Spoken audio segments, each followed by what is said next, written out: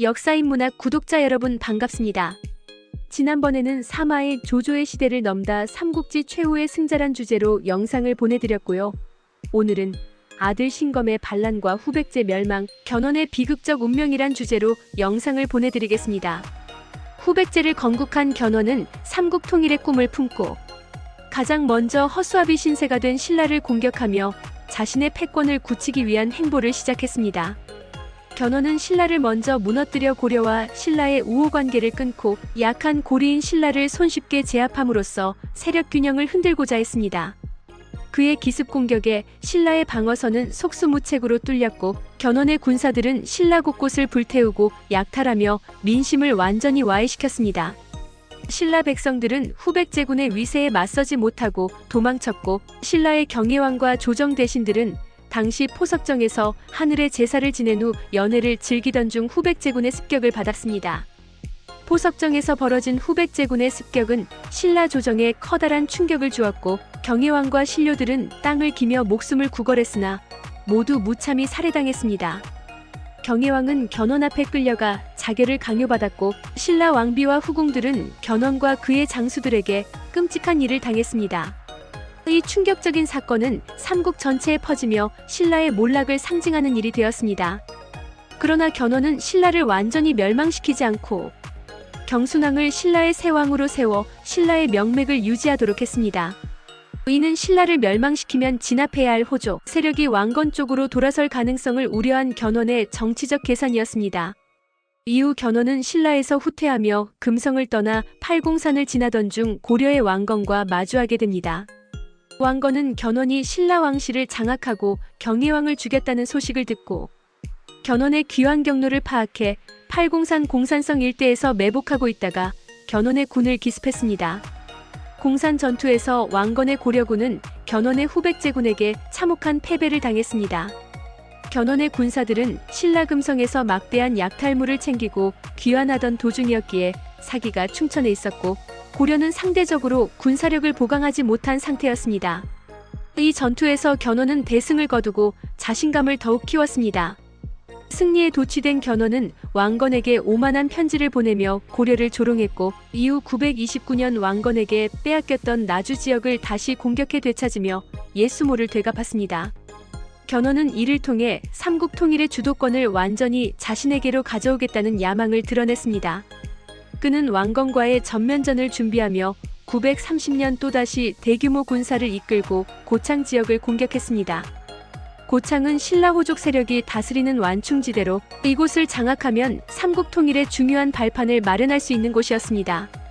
왕건 역시 이를 좌시하지 않고 수만 명의 군사를 이끌고 고창으로 향해 견훤과 다시 한번 정면 승부를 벌였습니다. 그러나 이번 전투에서 견훤은 왕건에게 참혹한 패배를 당했습니다. 이는 고창 지역의 호족들이 견훤에게 등을 돌리고 왕건에게 투항하며 군사적으로 지원했기 때문이었습니다. 과거 견훤이 신라를 침략하며 저지른 만행들로 인해 고창 호족들과 백성들은 견훤에 대한 반감을 품고 있었고 왕건은 이들의 민심을 자신의 편으로 돌리며 승리를 거둘 수 있었습니다. 고창 전투의 패배는 견훤에게 큰 타격을 주었고 그의 삼국 통일 야망에 제동을 거는 사건이 되었습니다. 이후 견훤은 전세를 만회하기 위해 중요한 결정을 내리며 새로운 국면으로 나아가고자 했습니다.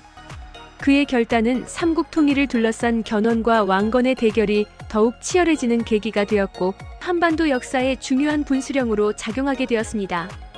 견훤은 후백제 조정을 떠들썩하게 만든 공표를 발표했는데 바로 넷째 아들 금강을 자신의 후계자로 세우겠다는 선언이었다. 금강은 풍채도 좋고 타고난 지략으로 견훤의 기백을 빼닮은 인물이었다. 견훤이 후계자를 갑자기 정한 이유는 그의 나이와 상황 때문이었다. 당시 64세였던 견훤은 젊고 유능한 아들을 후계자로 내세워 후백제를 강화하고 고려의 왕건을 견제하려 했다. 하지만 그의 계획은 맏아들 신검의 반란으로 물거품이 되고 말았다. 신검은 배다른 동생 금강을 왕위에 앉히려는 견훤의 결정에 반발하여 조정의 지지를 얻어 군사를 일으켰고 결국 금강을 죽이고 견훤을 금산사에 유폐시켰다. 견훤은 유폐된 상태에서 아무런 힘도 쓸 수 없었고 결국 그의 맏아들 신검은 새로운 왕으로 즉위했다.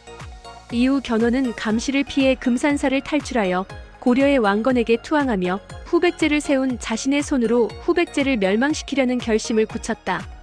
견훤은 후백제를 건국한 위대한 왕이었지만 아들의 반란과 유패로 인해 자신의 힘을 잃었다. 왕건에게 투항한 견훤은 후백제에 대한 복수를 결심하며 아들 신검과 후백제의 멸망을 도모했다. 고려로 투항한 견훤은 왕건과 협력하여 후백제를 공격할 계획을 세웠다.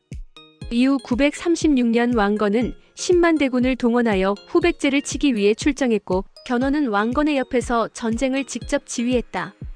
전쟁이 벌어진 경상북도 구미의 일리천에서 견훤과 그의 아들 신검은 마주하게 되었고 이는 견훤의 복수와 후백제의 운명을 결정짓는 순간이었다.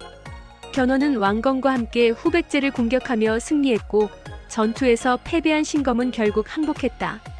후백제는 멸망했으며 견훤이 일생을 바쳐 세운 나라는 그의 손에 의해 사라지고 말았다. 왕건과 견훤은 삼국 통일을 위해 치열하게 싸웠던 라이벌이었다. 왕건은 고려를 중심으로 삼국 통일을 이루었고 견훤은 후백제를 세우며 고려와 맞섰다. 하지만 견훤의 말로는 비극적이었다. 그의 아들 신검의 반란과 유패, 후백제 멸망에 이르기까지 그는 잔혹한 운명을 겪었다. 결국 후백제의 마지막 장면은 고려군의 승리와 함께 막을 내렸다. 견훤은 고려에서 죽음을 맞이하며 그의 삶은 역사의 한 페이지로 남게 되었다. 견훤의 삶은 그의 시대를 치열하게 살았던 또 다른 많은 인물들의 삶과 마찬가지로 역사가 기록해야 할 중요한 이야기다. 936년 후백제의 멸망으로 후삼국 시대는 막을 내렸고 고려는 삼국 통일을 완성했다. 하지만 이 과정에서 견훤의 삶과 선택은 삼국 통일의 중요한 요소로 작용했다. 그의 후계자 선정과 아들 신검의 반란, 그리고 고려의 투항과 복수의 결정까지 그의 선택은 역사의 흐름을 바꾸는 중요한 계기가 되었다. 견훤은 단순한 반역자나 야심가가 아닌 후삼국 시대의 한 축을 이루며 치열하게 살았던 인물로 평가받아야 한다. 그의 삶은 왕건의 삼국 통일 못지않게 후삼국 시대를 이해하는 데 중요한 단서를 제공한다. 견훤의 비극적 말로와 후백제의 멸망은 후삼국 시대의 끝을 알리는 동시에 새로운 시대의 서막을 열었다. 구독자 여러분, 오늘의 영상은 여기까지입니다.